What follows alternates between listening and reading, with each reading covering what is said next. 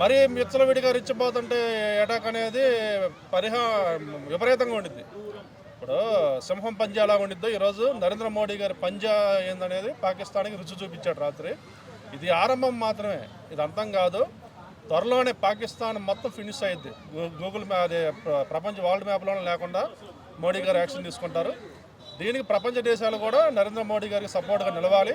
పాకిస్తాన్ లాంటి ఉగ్రవాద దేశాన్ని అంతం చేసి సమూలంగా వేరులతో సహా పీకివేస్తేనే ప్రపంచ దేశాలన్నీ శాంతితో కలిసిమెలిసి ఉంటాయి.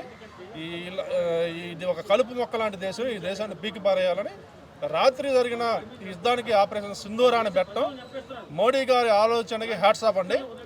అంటే ఆపరేషన్ సింధూర్ అంటే ఒక సింధూర తిలకం, అంటే ఆడ మనిషి నుడితమైన సింధూరం వాళ్ళు తుడిపేశారు ఆ రోజు, అమాయకులను చంపేసి భర్తల్ని.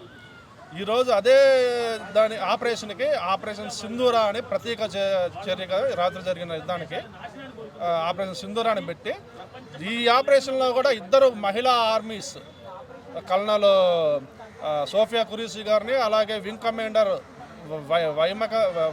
వ్యామికా సింగ్ గారిని పెట్టి వీళ్ళిద్దరి ఆధ్వర్యంలో యుద్ధాన్ని విజయవంతంగా సక్సెస్ఫుల్గా రాత్రి చేశారంటే ఈ ఆపరేషన్ సింధూర సూపర్ హిట్. ఇది మోడీ గారు